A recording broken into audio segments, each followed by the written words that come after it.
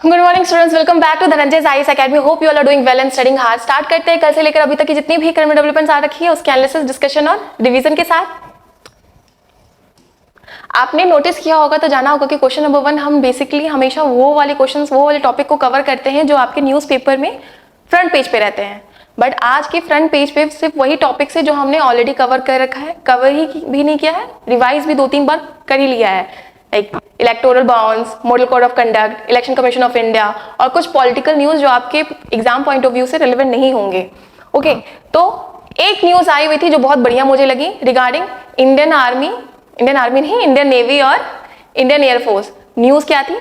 Last year 2023 में Somalian pirates ने माल्टा का एक शिप हाईजैक कर लिया और कैप्चर कर लिया। ओके, तो हमने एक ऑपरेशन चलाया, हमारी इंडियन नेवी और इंडियन एयरफोर्स ने एक ऑपरेशन चलाया और रेस्क्यू किया जो उस शिप पे क्रू मेंबर्स थे उनको, और सोमालियन जो पायरेट्स हैं उनको लेके आ रहे हैं इंडिया ताकि उनके ऊपर आगे की कानूनी कार्रवाई की जा सके। तो बहुत बढ़िया न्यूज़ थी, इंटरनेशनल मीडिया पे बहुत कवरेज मिल रहा है और हमारी कंट्री के लिए एक प्राउड मोमेंट है, आपके लिए और हमारे लिए भी। हमें प्राउड फील करना चाहिए कि हमारे पास इतनी बढ़िया इंडियन फोर्स है। बताइए कितना बढ़िया ऑपरेशन चलाया। सारे जो भी वर्ल्ड सुपर पावर कंट्रीज थे, यूएस, यूरोप, सब फेल कर गए, फिर हमने बचाया। तो ये बढ़िया सी न्यूज आई हुई थी, उसी की रिगार्डिंग लोकेशन बेस्ड न्यूज पे आपका क्वेश्चन है। 4 स्टेटमेंट दे रखे हैं, आपको बताना है इनकरेक्ट कौन सा है। बहुत ही सिंपल होगा। नीचे से स्टार्ट करते हैं। गल्फ ऑफ एडन को लेके पहले पढ़ते हैं। बहुत बार पढ़ा है, रेड सी को पढ़ा है, बिल्कुल पढ़ा है। हमने जाना था क्या लोकेशन बेस्ड न्यूज में कि रेड सी बहुत इंपॉर्टेंट होगा बाबू, बहुत न्यूज में है। तो सराउंडिंग कंट्रीज कहाँ कहाँ क्या क्या थी? यहाँ पे यमन, सऊदी अरब, इजिप्ट, सूडान, इरिट्रिया, जिबूती और सोमालिया। और फिर हमने पढ़ा था कि जो रेड सी है यहाँ पे क्या आता है? चोक पॉइंट, बब अल मंडेब, जो खुलती कहाँ है? गल्फ ऑफ एडन में। तो क्वेश्चन पूछा जा रहा है कि जो गल्फ ऑफ एडन है वो उसके नॉर्थ में क्या यमन और साउथ में क्या सोमालिया पड़ता है? बिल्कुल पड़ता है। बहुत इंपॉर्टेंट होगा एग्जाम पॉइंट ऑफ व्यू से। ओके, एकदम ध्यान में रखना है। जैसे ही क्वेश्चन आए लोकेशन बेस्ड न्यूज पे लेके एकदम दिमाग में ना ऐसे एकदम ब्रेन में आपके मैप खुल जाना चाहिए। अगर नहीं खुलेगा तो कोई बात नहीं, आप क्लास कर रहे हो ना, बिल्कुल खुलेगा। तो गल्फ ऑफ एडन बिल्कुल सही बात है। नॉर्थ में यमन है, साउथ में सोमालिया है, ये स्टेटमेंट सही है। बट आपसे क्या पूछा जा रहा है? गलत स्टेटमेंट पूछा जा रहा है। चलो ठीक है। उसके बाद सेकंड स्टेटमेंट क्या कह रहा है? हॉर्न ऑफ अफ्रीका के रिगार्डिंग। बहुत बार पढ़ा है, ऐसे याद रखते हैं ना? हाँ बिल्कुल ऐसे याद रखते हैं, जैसे याद रह जाए, बस याद करने से मतलब है। सोमालिया, इरिट्रिया, इथियोपिया, जिबूती ये आते हैं हॉर्न ऑफ अफ्रीका में। यहाँ पे सोमालिया है, तो ये भी स्टेटमेंट क्या हो गया? सही हो गया। चलो ठीक है। उसके बाद फिर माल्टा के बारे में पूछा जा रहा है कि माल्टा जो कंट्री है, मैंने बताया था ना कि माल्टा की शिप थी, वो जो शिप था जो उन्होंने कैप्चर किया था उस पर माल्टा का फ्लैग लगा हुआ था।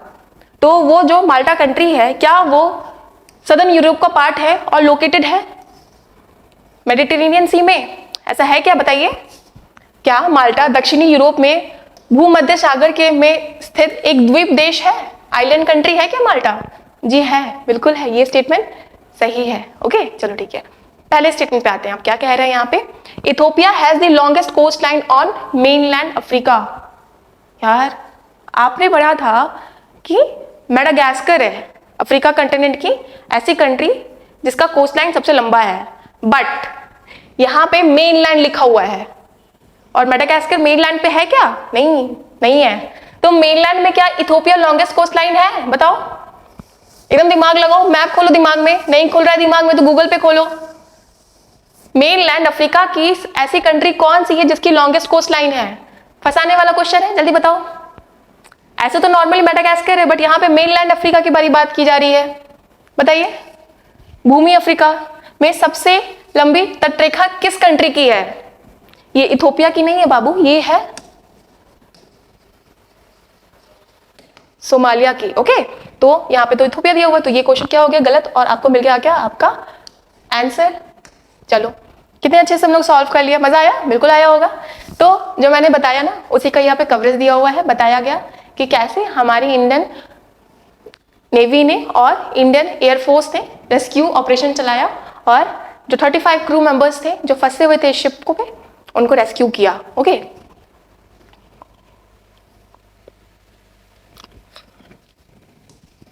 पायरेसी की बात को लेके कुछ स्टेटमेंट्स हैं जो आपको एग्जाम पॉइंट ऑफ व्यू से जानने चाहिए। अनक्लॉज जो है United Nation convention on law of sea, ये क्या कहता है पायरेसी के बारे में कि क्या है, तो पीपल्स आते हैं, लोग आते हैं प्राइवेट बोट या शिप पे, क्राइम करते हैं like kidnapping, hurting others, stealing for themselves, तो ये क्या हो गया, पायरेसी हो गया अकॉर्डिंग टू अनक्लॉज। ओके, और क्या होता है पायरेसी से, जैसे अभी ये शिप हमने ऑपरेशन चलाया और रेस्क्यू किया, ठीक है, ये शिप का यूज जो ये पायरेट्स हैं ये कैसे करते हैं, ये निकाल देते हैं बाहर समंदर में। अब कोई भी इंटरनेशनल कंट्री किसी की भी कंटेनर शिप वहां से गुजरती है, वो कैसे आइडेंटिफाई करती कि ये पायरेट्स की शिप है या फिर माल्टा कंट्री की कमर्शियल शिप है, पास आ जाते, फिर दूसरे भी शिप को हाईजैक कर लेते। ये करने से बचाया इस ऑपरेशन के तहत। और क्या हो रहा था, जो क्रू मेंबर्स थे उनके ऊपर टॉर्चर हो रहा था, बिल्कुल हो रहा था। उसके अलावा क्या ये डिस्टर्ब करता ट्रेड को, बिल्कुल करता। रेड सी में कितना हमने पढ़ा, कितना डाटा पढ़ा है कि स्विस कैनाल, रेड सी, पनामा कैनाल के सूखने के चलते डिस्ट्रप्शन हो रहा है ट्रेड में। अगर पायरेसी रहेगी तो ऑब्वियसली डिस्ट्रप्शन होगा ही ट्रेड में और ग्लोबल कॉमर्स को अफेक्ट करेगा, फाइनेंशियल लॉस होगा। जो फिशर्समैन है वो भी वहां पे मछली करने नहीं जाएंगे। बहुत बार ऐसा देखा गया है कि फिशर्समैन फिशिंग करने जाते हैं और पायरेट्स आते हैं, उनको लेके चले जाते हैं। उनके जो भी शिप होता है, जो भी उनका लाइवलीहुड का सामान होता है, जो भी उनकी फिशेज होते हैं, उनको भी लेके चले जाते हैं, ठीक है। और ऑब्वियसली सिक्योरिटी इश्यूज देखे जाते हैं, लाइक ऑर्गेनाइज्ड क्राइम, जैसे अभी रेड सी में हो रहा है, हौती रिबेलियंस अटैक कर रहे हैं। कहाँ के हौती रिबेलियंस, यमन के हैं। कौन बैक कर रहा है, ईरान बैक कर रहा है। और हौती रिबेलियंस के पास इतनी मॉडर्नरी वेपन्स, ड्रोन, हेलीकॉप्टर, यहाँ ये सब से आते हैं और लैंड करते हैं सीधे शिप पे। तो कहाँ से मिल रहे हैं इनको, ईरान से मिल रहा है, ठीक है, ईरान दे रहा। और ईरान को कौन दे रहा है, ईरान को कौन बैक कर रहा है, चाइना बैक कर रहा है। ओके, याद रखना। तो जी हाँ, ये सिक्योरिटी थ्रेट करते हैं पैदा, कौन, ये जो पायरेसी होते हैं वो। ओके, तो इंपॉर्टेंट होगा एग्जाम पॉइंट ऑफ व्यू से, बिल्कुल ध्यान में रखना है। और क्या करते हैं, इन्वायरमेंट पोल्यूशन फैलाते होंगे, बिल्कुल फैलाते होंगे। अभी कुछ दिन पहले हमने पढ़ा था कि रेड सी में क्या हुआ था, एक यूके की शिप डूब गई थी। क्या नाम था, रूबी मार शिप, और उसमें बहुत सारा फर्टिलाइजर था। अगर वो शिप डूबी है तो उसके साथ फर्टिलाइजर भी डूबा है, और फर्टिलाइजर डूबेगा अंदर तो क्या होगा, अल्गल ब्लूम का फॉर्मेशन होगा, और अल्गल ब्लूम के फॉर्मेशन से मराइन एक्वेटिक लाइफ पे भी फर्क पड़ेगा, इंपैक्ट करेगा, बिल्कुल करेगा। कोरल रीफ पे भी उनकी भी ब्लीचिंग होगी, बिल्कुल होगी। तो एक पॉइंट से कैसे हम लिंक कर लेते हैं, आपको समझ में आ रहा है। ये जो करना है ना, ये करोगे ना तो मेंस में बहुत बढ़िया मार्क्स आएंगे। एक कोई भी टॉपिक निकालो, उसको लिंक करने की कोशिश करो एनवायरमेंट पॉइंट ऑफ व्यू से, हर एक एंगल, हर एक डायमेंशंस निकालो, ठीक है। तो रिगार्डिंग पायरेसी इंपॉर्टेंट होगा। फिर रेड सी, ये एक अलग से आया हुआ था, मैंने देखा था, ठीक है। तो क्या है, रेड सी में आतंक फैला हुआ है, हमें अपना सामान पहुंचाने में यूरोप में या फिर रशिया में मुश्किल हो रही है, क्योंकि अर्लियर हमारा ट्रेड रूट क्या होता था, हम जाते थे रेड सी से होते हुए ये वाला रूट यूज किया करते थे। बट क्योंकि रेड सी में इतना आतंक फैला हुआ है, तो हमने सोचा है, जो हमारा एक पुराना प्रोजेक्ट था उसको फिर से अटेंशन मिल गया है, ईस्टर्न मैरीटाइम कॉरिडोर। इंपॉर्टेंट होगा, क्या करेंगे, तो हम चेन्नई से जाएंगे, ठीक है, चेन्नई से स्टेट ऑफ मलक्का से होते हुए व्लादिवोस्टॉक तक जाएंगे रशिया के, और फिर वहां से बाकी यूरोप को कनेक्ट कर लेंगे। तो ईस्टर्न मैरीटाइम कॉरिडोर अभी इनको अटेंशन मिला हुआ है, क्यों, क्योंकि रेड सी में भी बर्फ पड़ा हुआ है। तो रेड सी को लेके जो भी कुछ भी डेवलपमेंट आ रहे हैं, हर एक चीज को हम पढ़ रहे हैं, बिल्कुल क्वेश्चन नहीं छूटना चाहिए। ओके, ईस्टर्न मैरीटाइम कॉरिडोर एकदम याद रखना है। चलो नेक्स्ट क्वेश्चन पे चलते हैं, काफी फैक्चुअल है। माउंट हैगाफॉल वोल्केनो है, ये मतलब एक ही साल में 3-4 बार इनको फटते हुए देखा जा चुका है। इंपॉर्टेंट होगा एग्जाम पॉइंट ऑफ व्यू से। कहाँ लोकेटेड है बताइए, किस कंट्री में है बताइए। हगाफेल ज्वालामुखी है, खबरों में है देखी गई, ये कहाँ पे लोकेटेड है ये बताइए। ये है आइसलैंड में, ठीक है, ये कहाँ है, आइसलैंड में है। तो वोल्केनो माउंट हगाफेल इरप्ट हो रहा है 4 टाइम इन 3 मंथ्स, इरप्ट होते हुए देखा गया है, ठीक है। और कहाँ, आइसलैंड में देखा गया। आइसलैंड के बारे में कुछ फैक्चुअल बातें हैं।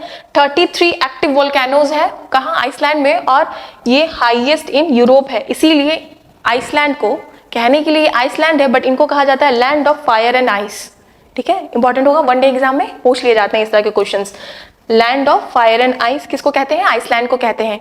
कौन सा वोल्केनो है, माउंट हगाफॉल। बिल्कुल नहीं डरना है, यहाँ पे जो भी क्वेश्चंस रहते हैं ना, उसको हम आगे के क्लास में बहुत बार रिवाइज कर लेते हैं, जैसे अभी करेंगे। ओके, तो ये तीनों कंट्रीज देख के और अगर मैं यहाँ पे प्लस में नॉर्वे लिख दूं तो आपको कुछ याद आता है?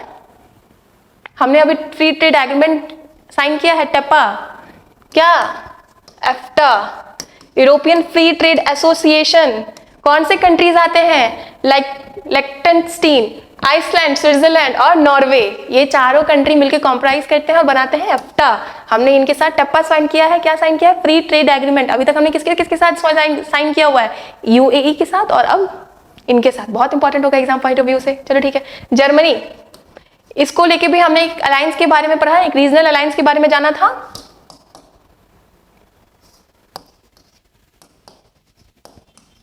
फ्रांस, जर्मनी, पोलैंड मिलके क्या बनाते हैं? ये वीमर ट्रायंगल।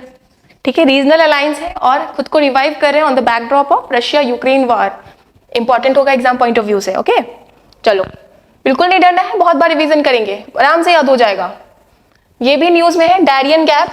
ये पनामा और कौन से कंट्री के बीच में लोकेटेड है? Darien gap. इस जगह ये बहुत ही घनी जंगल है, बहुत ही मडी एरिया है और इस एरिया का यूज करके इमिग्रेंट्स अमेरिका वगैरह में जाते हैं। ठीक है, इसलिए न्यूज में है डैरियन गैप। किस दो कंट्री के बीच में आता है ये? मॉडल कोड ऑफ कंडक्ट लगा हुआ है, इसीलिए सेंट्रल गवर्नमेंट कोई भी अभी काम नहीं करेंगी, कोई स्कीम नहीं आएंगे। ठीक है, कोई इनॉग्रेशन या फाउंडेशन स्टोन नहीं रखा जाएगा। अगर आपने मॉडल कोड ऑफ कंडक्ट पढ़ा है, हमने पढ़ाया भी है, तो हमने पढ़ा था कि उस टाइम पे इस तरह की काम नहीं की जाती है।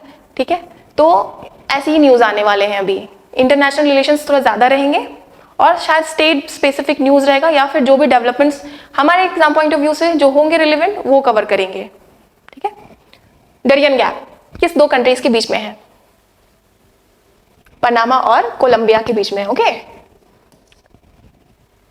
तो ये देख रहे हो, इधर पनामा आती है, ये इस्थमस है, पनामा और कोलंबिया के बीच में ये जो एरिया है बीच में, ये है डैरियन गैप और इसका यूज किया जा रहा है। क्यों?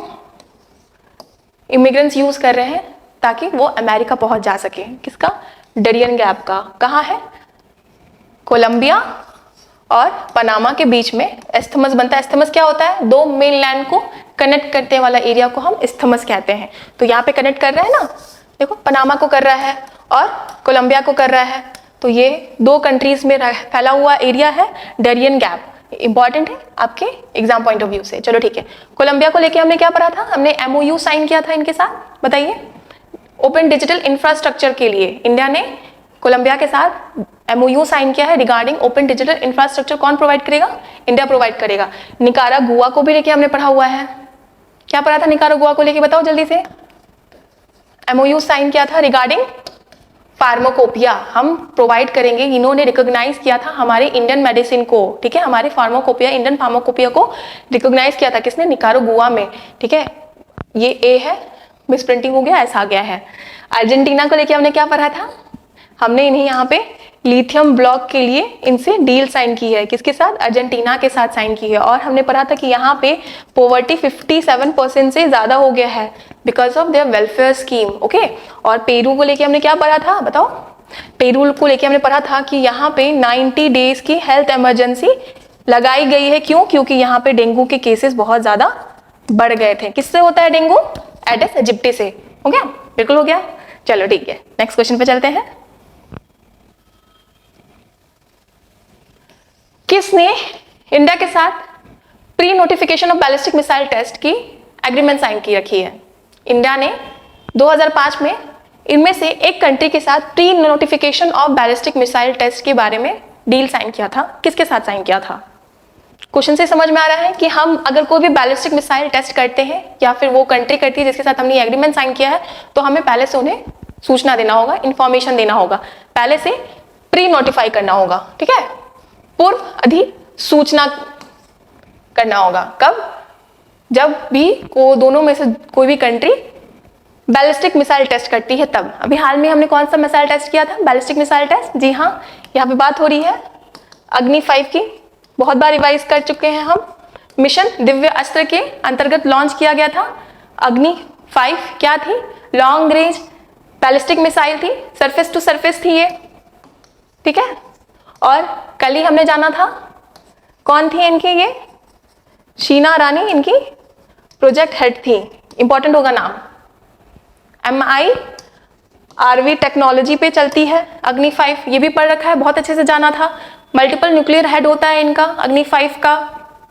और बहुत सारी कंट्रीज, बहुत सारी नहीं पर हाँ, इंडिया पहली कंट्री नहीं है, US, UK, पाकिस्तान ने भी, चाइना, रशिया, फ्रांस, इन लोगों ने पहले से इस तरह की टेक्नोलॉजी ऑक्यूपाई कर रखा है और इंडिया ने अभी किया, बहुत इंपॉर्टेंट होगा। तो हमने ये टेस्ट लॉन्च किया, तो फिर जो कंट्री थी ना वो थोड़ा सा डर गई और उन्होंने याद दिलाया कि देखिए आप ये गलत कर रहे हैं, आपने हमें प्री नोटिफाई नहीं किया था, हमने एग्रीमेंट साइन किया था, आपने कैसे नहीं डी नोटिफाई किया हमें, प्री नोटिफाई क्यों नहीं किया हमें? किस कंट्री ने कहा होगा जो डर रहा होगा थोड़ा बहुत? जी हाँ, पाकिस्तान। तो 2005 में पाकिस्तान ने, ठीक है, 2005 में इंडिया ने पाकिस्तान के साथ डील साइन की थी, एग्रीमेंट साइन की थी कि अगर कोई भी बैलिस्टिक मिसाइल को टेस्ट करता है तो हमें प्री नोटिफाई कर देना है, ठीक है। तो पाकिस्तान ने इसी बात पे अग्नि 5 मिसाइल जो हमने लॉन्च किया उसी पे अर्ज किया और कहा कि कंप्लाई कीजिए आपने जो एग्रीमेंट साइन किया था उस पे, ठीक है। तो क्या था इस एग्रीमेंट के रिगार्डिंग? तो अगर हम कोई भी surface to surface ballistic missile test करते हैं तो हमें पहले से प्री नोटिफिकेशन देना होगा और 3 दिन पहले देना होगा, 5 डे लॉन्च विंडो से 3 दिन पहले, ओके। और ये भी कहा गया कि ये जो है ना बाउंड्री के 40 किलोमीटर के आसपास में नहीं होना चाहिए और इनका असर 75 किलोमीटर के आसपास में नहीं दिखना चाहिए, ऐसी एग्रीमेंट में लिखी हुई थी बात। इंपॉर्टेंट होगा बिल्कुल। चलो,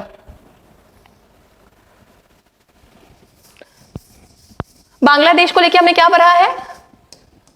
Assam based Numaligarh refinery limited ने पहला अपना ओवरसीज कंपनी खोला, ऑफिस खोला, कहां? बांग्लादेश में, ठीक है। असम बेस्ड की नुमालीगढ़ रिफाइनरी लिमिटेड ने अपना पहला ओवरसीज ब्रांच खोला, कहां? बांग्लादेश में खोला, ठीक है। नेपाल को लेके हमने क्या पढ़ा था? शांति प्रिया नहीं, शांति प्रयास, ठीक है। ये एक्सरसाइज कंडक्ट करवाई थी नेपाल ने, ओके। और म्यांमार बहुत बार पढ़ा है, फिर से पढ़ेंगे। अरुणा मामी, क्या है ये अरुणा मामी? अरुणाचल प्रदेश, नागालैंड, मणिपुर, मिजोरम, ये 4 इंडियन स्टेट्स है जो बाउंड्री करती है, कहाँ? म्यांमार को लेके। और म्यांमार को लेके हमने क्या किया है? FRM को स्क्रैप कर दिया है, फ्री रिजीम मूवमेंट जो हो रहा था हमारा म्यांमार के साथ उसको स्क्रैप कर दिया है, ठीक है। बहुत अच्छे से पढ़ा था, जब भी कुछ डेवलपमेंट आती है और अगर आगे भी आएगी तो भी पढ़ेंगे और रिवाइज भी करेंगे, ठीक है। चलो, काफी फैक्चुअल है। पंडा वुलागट्टा, ये जो है इस स्टेट ने अपना इसको जियो हेरिटेज साइट ऑफिशियली घोषित कर दिया है। किस स्टेट में लाई करता है? पंडावुला गट्टा, पंडावुला गुट्टा, ठीक है। आधिकारिक तौर से इनको भू विरासत स्थल के रूप में मान्यता दी गई है। ये किस राज्य में स्थित है बताइए? ये है तेलंगाना में, ओके। कहाँ है? तेलंगाना में। क्या? पंडुवुला गुट्टा, ये हिमालयन हिल से भी पुरानी है, सोच लो। और प्री हिस्टोरिक साइट है, पेंटिंग्स वगैरह देखे गए हैं यहाँ पे, और यही सब बातें हैं। मीजोलिथिक टाइम से लेके मिडीवियल टाइम तक का हैबिटेट पाया गया है और तेलंगाना ने इसको ऑफिशियली अपना जियो हेरिटेज साइट घोषित कर दिया गया है, ओके। जियो हेरिटेज साइट क्या होता है? ऐसा एरिया जो कल्चरल सिग्निफिकेंस रखता है, कल्चरल, एजुकेशनल, साइंटिफिक सिग्निफिकेंस रखता है, ठीक है, वो होता है जियो हेरिटेज साइट। चलो ठीक है। उड़ीसा ने भी अपना 4th जियो हेरिटेज साइट घोषित किया था, किसको? गुप्तेश्वर फॉरेस्ट को पढ़ा है, उड़ीसा का 4th जियो हेरिटेज साइट। चलो ठीक है। तेलंगाना का हो गया पांडुवल गुट्टा। अरुणाचल प्रदेश को लेकर क्या पढ़ा था हमने? पहला हमारे मोदी जी ने किया था इनॉग्रेट, बताओ। पहला पाम ऑयल प्रोसेसिंग यूनिट कहाँ इनॉग्रेट किया था? हमारे मोदी जी ने किया था। और उन्होंने एक हेडगियर पहना हुआ था जो था नाइसी ट्राइब का हेडगियर। हमने फोटो देखा था उस टाइम में जब हम ये क्वेश्चन डील कर रहे थे, क्या कि अरुणाचल प्रदेश में हमारे मोदी जी ने इनॉग्रेट किया है पाम ऑयल प्रोसेसिंग यूनिट और जब वो इनॉग्रेट कर रहे थे तो उन्होंने वहाँ की जो ट्राइब है, नाइसी ट्राइब, उनका हेडगियर पहना हुआ था माथे पे। हेडगियर तो माथे पे पहनेंगे ना, तो नाइसी ट्राइब कहाँ, अरुणाचल प्रदेश। चलो ठीक है। तमिलनाडु बहुत पहले एक टाइम पे हमने पढ़ा था कोत्रवे स्कल्पचर, ठीक है, मिली थी पल्लवा डायनेस्टी की, कहाँ, तमिलनाडु में। याद रहेगा, बिल्कुल याद रहेगा, कुछ नहीं करना है, आना है, कान खोल के सुनना है, बहुत अच्छे से याद रहेगा। चलो बहुत इजी है, बहुत बार डिस्कस किया है, बट फिर से न्यूज में आया था। क्यों न्यूज में आया था? तो भाई साहब यहाँ पे ना ओपियम की खेती हो रही थी, बड़े चौर से खेती हो रही थी, पुलिस ने पकड़ लिया, जला दिया पूरा, वातावरण सुगंधित हो गया होगा। कहाँ? सिमली पाल टाइगर रिजर्व में। तो ये न्यूज में था, कौन से स्टेट में है? बहुत इजी है, सबको पता होगा। मेलानिस्टिक टाइगर यहाँ पे मिलते हैं, और इंडिया में सिर्फ एक ऐसा यही टाइगर रिजर्व है जहाँ पे मेलानिस्टिक टाइगर्स दिखे जाते हैं। मेलानिस्टिक टाइगर मतलब यहाँ इनके पास मेलानिन की पिगमेंट ज्यादा होती है। कहाँ? मेलानिस्टिक टाइगर में। और बात की गई है कि इस स्टेट ने कहा है कि हम वर्ल्ड का पहला सफारी खोलेंगे मेलानिस्टिक टाइगर को लेके। कहाँ? Similipal tiger reserve. कौन से स्टेट में है? ये है बाबू उड़ीसा में। कहाँ है? उड़ीसा में। ओके, तो इलीगल पॉपी फार्मिंग हो रही थी, पुलिस ने देखा, जला दिया। कहाँ? सिमलीपाल टाइगर रिजर्व में। ठीक है, कहाँ है? Mayurbhanj district of Orissa. कितना मजा आ रहा होगा, लोग देख रहे होंगे, जल रहा होगा। असम को लेके क्या पढ़ा है? पोबितोरा, काजीरंगा से जस्ट थोड़ी दूर पे है पोबितोरा टाइगर रिजर्व। ओके, कहाँ है? असम में है। आंध्र प्रदेश को लेके कल पढ़ा था हमने, अट्टा पक्का बर्ड्स सेंचुरी, कल ही पढ़ा था। कहाँ? आंध्र प्रदेश। क्या है? अट्टा पक्का बर्ड्स सेंचुरी। चलो ठीक है। तमिलनाडु को लेके वीरा थंगल। ठीक है, चलो ठीक है।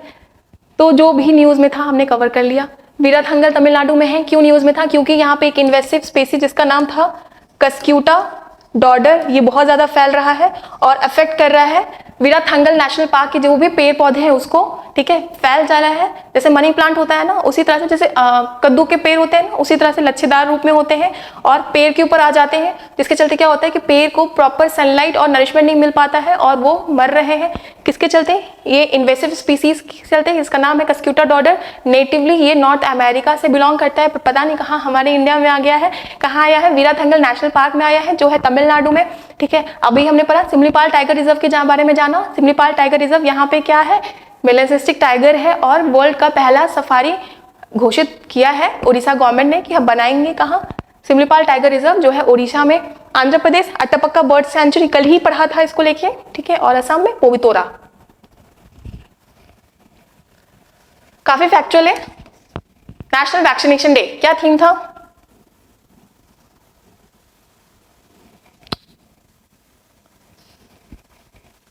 बताइए। 16 मार्च को हम बनाते हैं नेशनल वैक्सीनेशन डे। इसका थीम इंपॉर्टेंट होगा बाबू आपके एग्जाम पॉइंट ऑफ व्यू से। बताइए।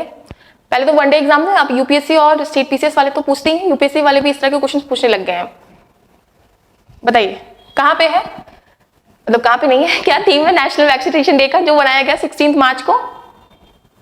बहुत आराम से यार, ऑब्वियसली ऑप्शन यहाँ पे सही करने के लिए नहीं है, यहाँ पे ऑप्शन है रिवाइज करने के लिए, और इसका option vaccination work for all होगा इसका आंसर। ठीक है, सभी के लिए काम करते हैं, ये इसका थीम था। किसका? नेशनल वैक्सीनेशन डे का जो बनाया गया 16 मार्च को। बिल्कुल नहीं डरना है, बहुत बार पढ़ेंगे। वैक्सीनेशन वर्क फॉर ऑल मतलब क्या कह रहा है कि हम universal protection against disease provide करवाएंगे। ठीक है, सबको लगेगा, सबका साथ सबका विकास। चलो, इन्वेस्ट इन वुमेन किसकी थीम थी? सबको व्हाट्सएप पे मैसेज किया था, वर्ल्ड वुमेन डे के दिन 8 मार्च को बनाया गया था, उसी का थीम था invest in women accelerate progress. याद रहेगा? बिल्कुल याद रहेगा। चलो ठीक है।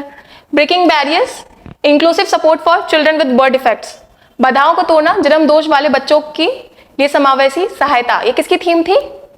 नीति आयोग ने लॉन्च किया था national birth defect awareness month. क्या किया था? नेशनल बर्थ डिफेक्ट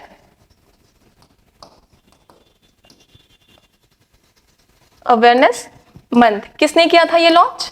ये किया था, ये मंथ किया था लॉन्च हमारे नीति आयोग ने, ठीक है। अवेयरनेस फैलाएंगे जो भी बर्थ डिफेक्ट होती है उसको लेके, और उसका थीम था breaking barriers, inclusive support for children with birth defects. Important होगा, नीति आयोग खुद में ही बहुत इंपॉर्टेंट है, अगर वो काम कर रहा है तो हमारे लिए बहुत इंपॉर्टेंट होगा। लास्ट में क्या है, चतुरंग, बताइए किसका है, बहुत बड़ा डिवाइस का लिया है, बिल्कुल पता होना चाहिए। रायसेना, चलो ठीक है, इजी है क्वेश्चन, क्वेश्चन में ही आंसर मिल जाएगा आपको। तो किस मिनिस्ट्री ने कंडक्ट करवाया था foundation literacy and numeracy assessment test as a part of ULLAS? हमने पहले भी उल्लास के बारे में पढ़ रखा है, फिर से पढ़ेंगे। तो इसके अंतर्गत मूलभूत साक्षरता और संख्यात्मक मूल्यांकन परीक्षण का आयोजन कराने के लिए किस मिनिस्ट्री ने ऐसा स्टार्ट किया है? कौन कंडक्ट करवा रहे हैं, कौन सी मिनिस्ट्री कंडक्ट करवा रही है? जी हाँ बिल्कुल, मिनिस्ट्री ऑफ एजुकेशन करवाएंगे, और कौन करवाएगा? शिक्षा मंत्रालय करवा रही है। उल्लास के अंतर्गत FLNAT, that is foundation literacy and numeracy assessment test. क्या है ULLAS? Understanding life long learning for us in society. क्या करेंगे? लर्निंग इकोसिस्टम प्रोवाइड कराएंगे, बेसिक लिटरेसी प्रोवाइड करवाएंगे, यही सब काम करवाएंगे, ठीक है बिल्कुल। चलो, social justice, credit support to marginalised section of society under PM Suraj, important होगा। नोडल मिनिस्ट्री कौन है? मिनिस्ट्री ऑफ सोशल जस्टिस, ठीक है। गृह मंत्रालय ने कल हमने पढ़ा था संकलन ऐप लॉन्च किया था, जो नए न्यू हमारे लॉज आए हैं रिगार्डिंग क्रिमिनल ऑफेंसेस और सिविल ऑफेंसेस, उसका सारा ब्यौरा यहाँ रहेगा। किसमें? संकलन ऐप में रहेगा। किसने किया था? हमारे अमित शाह जी ने किया था। और क्या था? 9 से 18 साल के बच्चों को पकड़ेंगे और उनको स्पोर्ट्स में भेजेंगे, ठीक है। उनका टैलेंट पहचानेंगे और उनको स्पोर्ट्स में हेल्प करेंगे। क्यों? ताकि कर्व कर सके ड्रग्स एडिक्शन को और मोबाइल का लेके जो एडिक्शन है उनमें, उनको। कौन किया था? किसने किया था? हमारे स्पोर्ट्स मिनिस्टर ने किया था। कौन सा क्या लॉन्च किया था? कीर्ति, ओके। चलो, बहुत easy exercise, Lamitiye joint navy exercise है, इंडिया और सेशल्स के द्वारा की जाती है। ये कहां हो रही है बताइए? सेशल्स और इंडिया के साथ ये हो रहा है लामित्य। कहां हो रहा है? इंडियन की जो भी शिप्स हैं गई हैं यहां, ये हो रहा है ऑब्वियसली सेशल्स में, ओके। तो Lamitiye fostering cooperation and enhancing interoperability, ये एक्सरसाइज होता है इंडिया और सेशल्स के बीच में। इंपॉर्टेंट होगा, ध्यान रखना, लामित्य इंडिया और सेशल्स के बीच में होता है, बिल्कुल नहीं डरना, बहुत बड़ी बात करेंगे, याद हो जाएगा। सेशल्स कहाँ है? ये मेडागास्कर है, ठीक है, और यहाँ पे है सेशल्स। याद रहेगा, बिल्कुल याद रहेगा। नहीं याद रहेगा तो क्लास आना, बार बार पढ़ेंगे, याद हो जाएगा। चलो, लक्षद्वीप को लेके हमने पढ़ा था,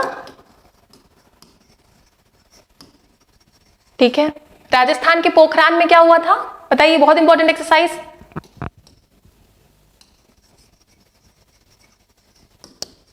भारत शक्ति, चलो ठीक है। अंडमान और निकोबार में क्या हुआ था? ऑल वुमेन मैरीटाइम सर्वेलेंस, जिसमें सारी जो मेंबर्स थी उस ऑपरेशन की, एक्सरसाइज की, वुमेन थी। All women maritime surveillance exercise कहाँ हुआ था? अंडमान और निकोबार आइलैंड में हुआ था। चलो ठीक है, लास्ट क्वेश्चन है, बट बढ़िया क्वेश्चन है। इथेनॉल 100, ठीक है, किस मिनिस्ट्री ने किया है? क्या है ये? ऑटोमेटिक फ्यूल है, ठीक है। ये लॉन्च किया गया था, किस मिनिस्ट्री ने किया है? बहुत सारी मिनिस्ट्रीज बेस्ड क्वेश्चन आ गए ना। इथेनॉल 100 इस मिनिस्ट्री ने लॉन्च किया है। क्या है ये इथेनॉल 100?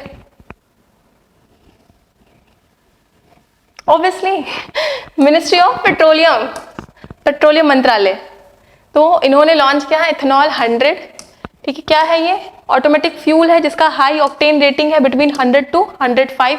बहुत बढ़िया काम करेगी, एफिशिएंसी इंप्रूव करेगी, पावर आउटपुट भी इनका अच्छा होगा और इन्वायरमेंटल इंपैक्ट भी मिनिमाइज करेगी, ओके। इथेनॉल 100 याद रखना, 100 एग्जाम में हो सकता है वो पूछ ले कि मिनिस्ट्री ऑफ पेट्रोलियम ने लॉन्च किया है एक ऑटोमेटिक फ्यूल, क्या है वो? ऑप्शन दे देंगे, इथेनॉल 1, इथेनॉल 100, इथेनॉल 1000, ठीक है। एग्जाम में ऐसे पूछेंगे क्योंकि वहां पे आपको उनको पढ़ाना नहीं है, वहां पे उनको आपको टेस्ट करना है। मुझे यहाँ पढ़ाना है तो मैं वो ऑप्शन नहीं डाल रही, ठीक है। तो इथेनॉल 100 याद रखना, और बाकी के ऑप्शन देख लेते हैं। Ministry of heavy industries, electric mobility programme, ठीक है। 2 व्हीकल्स और 3 व्हीकल्स जो भी इलेक्ट्रिक व्हीकल है उसके बढ़ावा के लिए, उसको उनका इकोसिस्टम को प्रमोट करने के लिए मिनिस्ट्री ऑफ हैवी इंडस्ट्रीज ने, भारी उद्योग मंत्रालय ने इलेक्ट्रिक मोबिलिटी प्रोग्राम स्टार्ट किया, ठीक है। पृथ्वी विज्ञान मंत्रालय बहुत इंपॉर्टेंट होगा बाबू, समुद्रयान, क्या है, समुद्रयान 6000 मीटर जाएंगे मत्स्य 6000 से और एक्सप्लोर करेंगे डीप सी को, किस मिशन के अंतर्गत, Samudrayaan. Nodal ministry ministry of earth science, और ministry of new and renewable energy के जो हैं आर.के. सिंह, इन्होंने वीरेंद्र कुमार जो सोशल जस्टिस के मिनिस्टर हैं, साथ मिलकर एमपी में बिथरवा में स्टार्ट किया सोलर प्लांट। ओके, तो हो गया आज का सेशन, ये था आज का सेशन। होप आपको समझ में आया होगा। अगर आपकी कोई भी क्वेरी है तो do let me know in the comment section. तब तक के लिए पढ़ते रहिए और ख्याल रखिए।